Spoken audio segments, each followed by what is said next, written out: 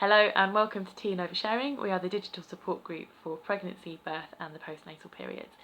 Today we're talking to Sinead, who has very bravely volunteered to come on the channel and talk to us about her experience with her first son, who was diagnosed in the womb with a congenital heart defect. So in this video we are going to be touching on things like amniocentesis, and her baby was in the NICU and the special care baby unit as well. So we will be talking about that and about heart operations on very small babies. So if any of this sounds like it might be triggering for you, then please do be aware of that. Sort of loads of different heart conditions that can develop in the womb. A lot of one that people often hear of is a hole in the heart.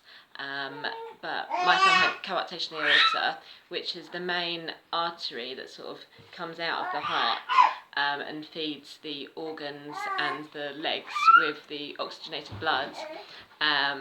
It had a narrowing due to the way it had developed in the womb, so it wasn't a problem while the baby was in the womb, but once he was born it would mean he wouldn't be getting enough blood to his organs and his legs, and actually would probably ultimately have died. So I went for my 20-week scan at my local hospital where I was planning to give birth and had had all my care up to then. We went with my husband, very excited to find out if we're having a boy or a girl. And we found out we're having a boy, so that was exciting. And then they were doing all the various measurements, because there's quite a lot that needs to be measured at the 20-week scan. But there was a few measurements they were having trouble doing, and the midwife, the sonographer explained that. She called another sonographer in to have a look, but they were still having trouble. I think one thing, they couldn't get the measurement of the spine, but they also said they were having problem with the heart because it looked like it was not symmetrical, but she said it could be just the angle, or it could be that it wasn't symmetrical. So she wanted me to come back for another scan for the heart, the next scan was going to be at St Thomas's in London. Which is like the specialist heart hospital, right? Yeah, so it's there's about 15 hospitals in the UK that specialise in children's heart conditions, and St Thomas's is one of those. So yeah, we went to St Thomas's, I just got onto the bed, was like, pulled up my top, I was like, here's my belly, and they were like, no, well, we have to have a talk first, it's not like your normal scans at your local.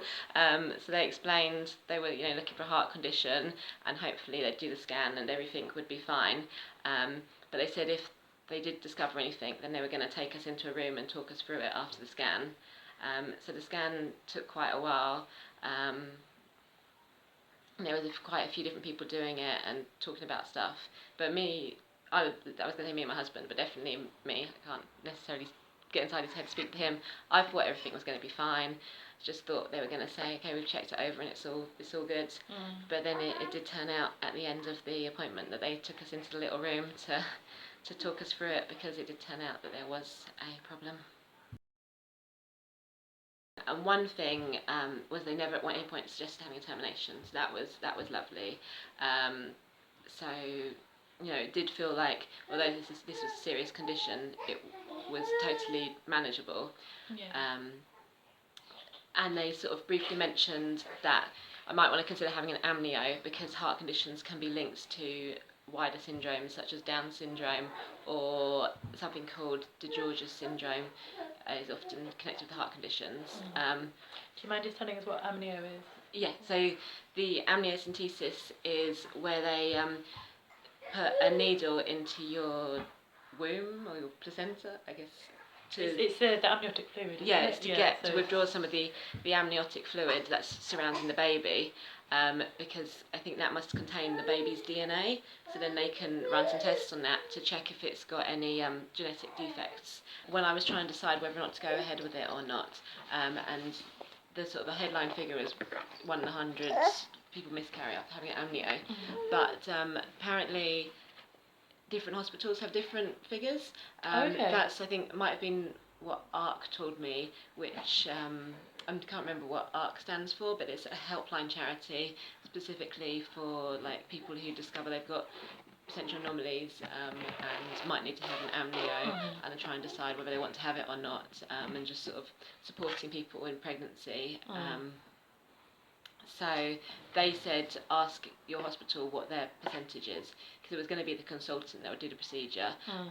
So I called them up and they told me that he'd done it a number of times and that his percentage was less than 1%. I don't know if that was... Okay, that's really useful to know. Yeah. And I'll find out what ARC stands for and put it in the description to the video if anybody's in this position. Yeah. So they told me that it was less than 1% with him and he was that experienced. So we decided to go for it. So the procedure involves sticking a needle into your stomach to remove some of the amniotic fluids around the baby. So they're giving you an ultrasound at the same time as they're doing it. So I had 2 people doing it to me, which were the 2 most senior people from the ultrasound team. So that was good. It's quite reassuring. So the baby, they've got an ultrasound of the baby and they're sticking a needle in to make sure that the needle doesn't touch the baby. And then they withdraw a vial of fluid, which sort of looks a bit like urine, because that's what it is. It's the baby's wee. Of course, yeah. And how, like, in terms of the pain and stuff, like, did you have much pain when they were doing it? No, there wasn't a lot of pain. So obviously, there's a needle being stuck into your stomach, and the procedure I think took about maybe 1.5 minutes, 2 minutes, probably, to take all the fluid out. No, it was more emotional is the issue, like worrying about your baby while the procedure's going on, and then worrying about your baby, because I think it's sort of within the 2 weeks following the amnio that you can miscarry. So so worrying, waiting for the results, and worrying about miscarriage. So I guess the first bit was like between the amnio and getting the results from the amnio.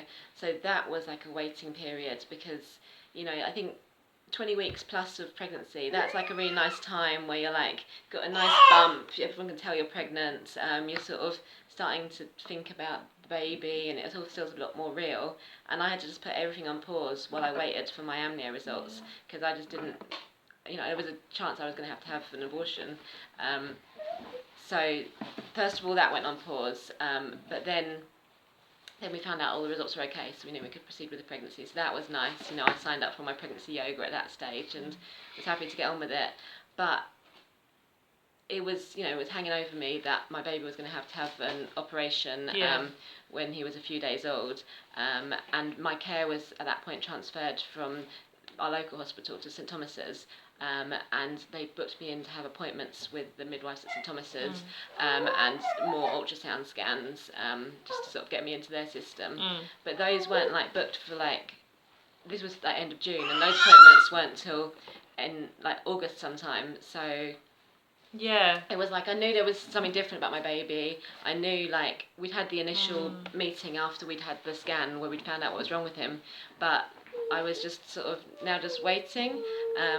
I think in those early months after discovering the problem, it was a bit like I just wanted to get on with it. I wanted to have more appointments to just sort of learn more. But at the same time, when I went for my appointments, there wasn't actually that many questions that I had, and the appointments were often quite quick.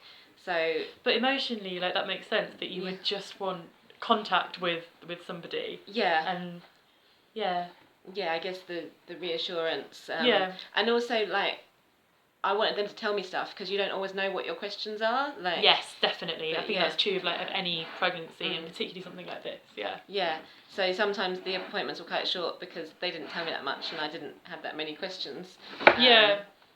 Charities or support groups that you found that were helpful? So for children with heart conditions born at St Thomas's or treated at St Thomas's, there's a charity group called ECHO, and they were really useful. They've got a Facebook group, and they organise antenatal days. So one day at St Thomas's, where it's a bit like NCT, but it's just for people children who've got heart conditions. So you get more focus on stuff like being induced, because it's likely to happen. In terms of so your time was split between like postnatal and ward and NICU. How was the postnatal ward side of things? So that it was, you get a great care. Like the NHS is amazing, but it is like quite institutionalised. And at the time, I just sort of got on with it, and then it wasn't until like afterwards, looking back, thinking actually that was quite a tough experience. So they gave me my own room, which was great. But it was hard, like, because I'd want to be leaving the postnatal ward going over to NICU to see my baby, but I'd have to wait for like the midwife to do their morning round to get me checked over, and stuff like. I remember I had the cannula following the drip and just wanting to get that out and having to wait for a midwife to come and take it out. And just be like, I don't want this in me. I remember that. So it just feels horrible, doesn't it? You can't wash your hands properly because it's on I had it on my hand there. Yeah. And then, you know, you have your breakfast, lunch, and dinner at really early times in hospital. Like, and you have to like order it in advance, but I wasn't always there to order my dinner, so then I'd get in trouble. They'd give me my dinner, but I wouldn't have ordered one, so I'd be in trouble for not having ordered it. Some weird boarding school. Yeah, because I'd be like over at NICU when I was supposed to order my dinner. Yeah. So it was tough because the postnatal ward, the whole routine is set up for someone who's there in the room with their baby, who just never leaves the postnatal ward all day, because you wouldn't leave the postnatal ward when your baby's in it. But I was in and out the whole time, so I would often miss things, miss the dinner ordering, miss the midwife round, miss the drugs round, so miss my paracetamol, my ibuprofen.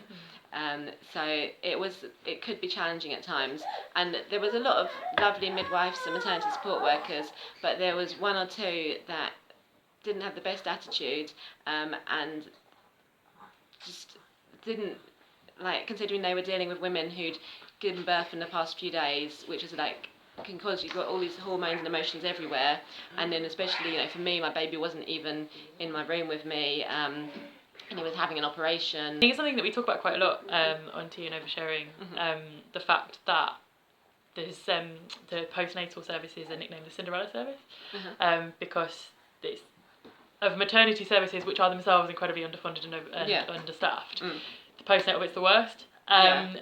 And there was one bit when I mentioned to you before, I got stuck outside the postnatal ward when I'd gone to see my baby. He was having his operation on the Sunday. I'd been to see him on Saturday night about 9:30 in the evening, and then the NICU was just across the corridor from the postnatal ward, and so I came back and I was buzzing the buzzer, and just no one was letting me in. I was like, we're going to have to sleep in NICU or something. I can't get in.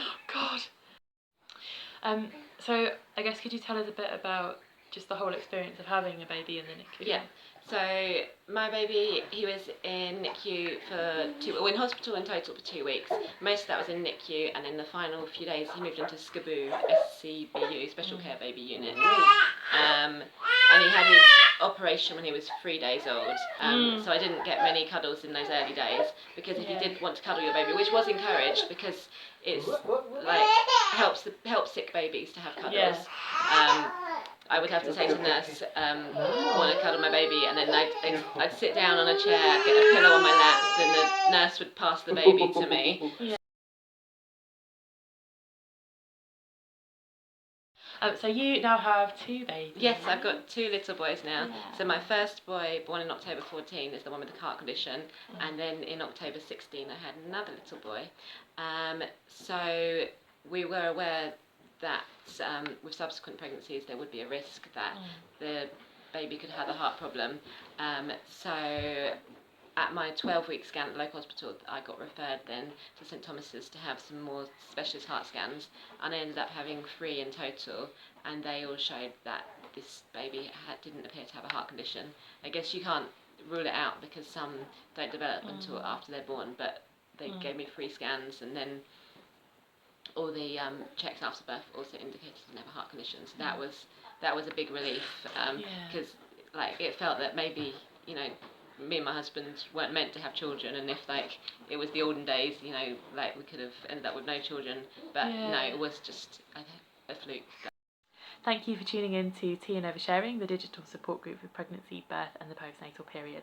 We would love to get your thoughts, comments, feedback on this video and all of the other videos that we've made as well. So please feel free to leave a comment here or take it to the Facebook group. There's a link in the description. You can also find us these days on Twitter. We are at @T and Oversharing. So please do find us there as well. And we hope to see you next time. Bye bye.